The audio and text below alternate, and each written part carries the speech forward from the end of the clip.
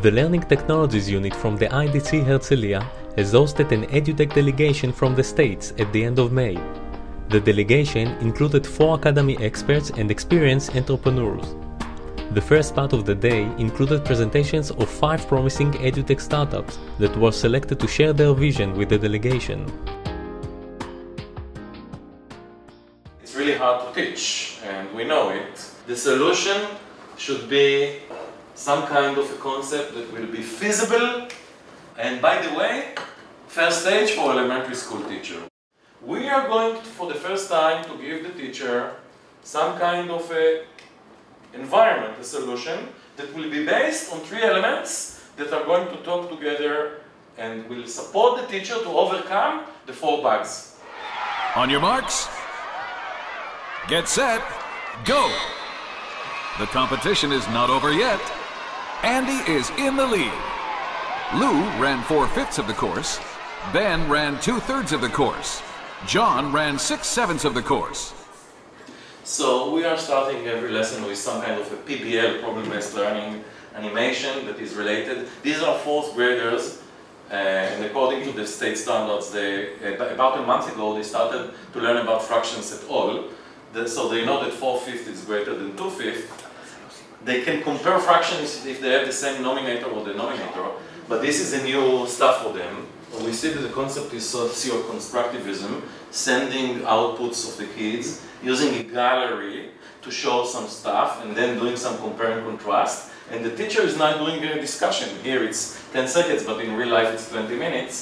And she's trying to push them to abstraction, to discover the strategy. I can say it in a simple way. Trying to really embed technology inside the classroom. So we created this game with different kind of mini games also inside it. Each mini game is devoted for a separate skill of playing the recorder.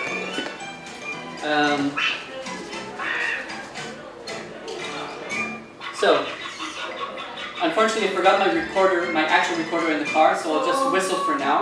If it's okay with you, it works almost the same. Number 1 game we have is for tone production. Simply tone production, tone stability. Welcome to the game. Just showing you an example. The first note you'll need is the note B. So what you're gonna see here is I'm gonna play an instrument. I'm gonna whistle this time to the iPad. The iPad is gonna hear what I'm doing, and there's no. With any instrument, there's no cables or anything connected, so it just works with a microphone, acoustic recognition. Start the adventure.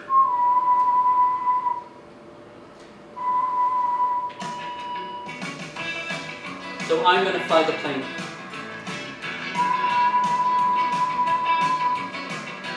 Good.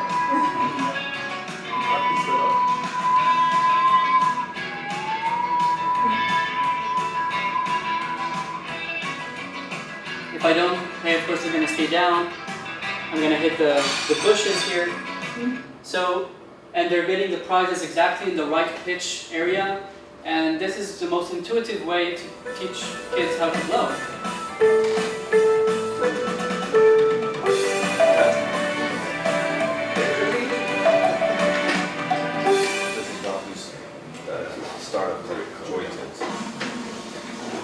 So everything has a gamified way to it. So you get the 3 stars, you can see exactly what you did better or worse. You can see your world rank.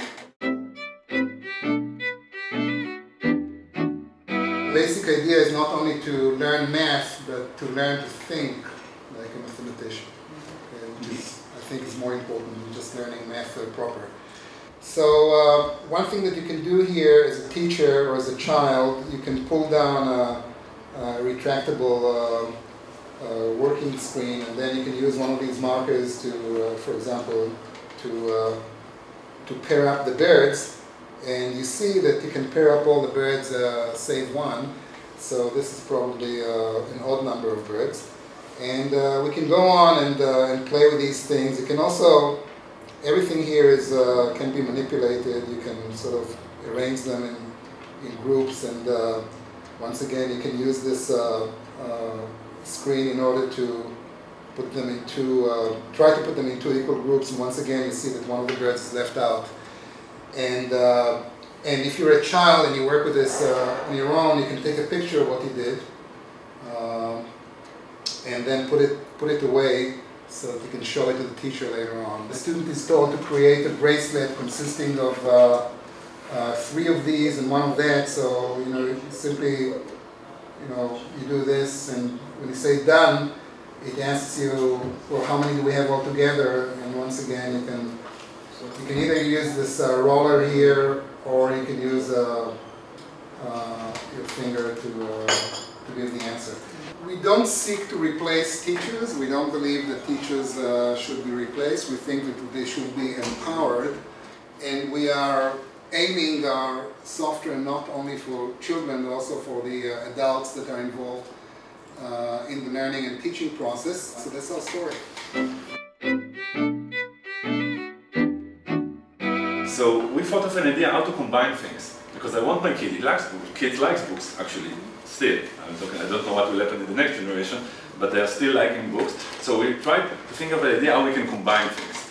Give the kids the book, read it to them, don't tell them anything about the digital thing, only like 2 days later or something, or a week. When you look at the book, you put it down.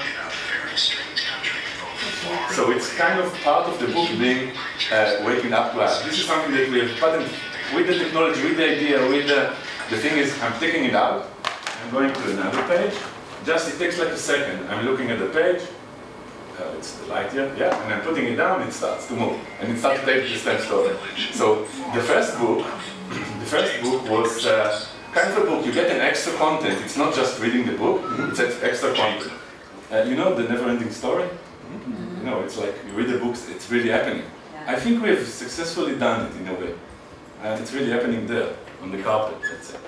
You see the characters are living in there, they are interactive, I can touch each one of them, and they are soon starting to move. So what we are about to offer is various systems that will upgrade any physical book object with different and new abilities that will be inserted every time.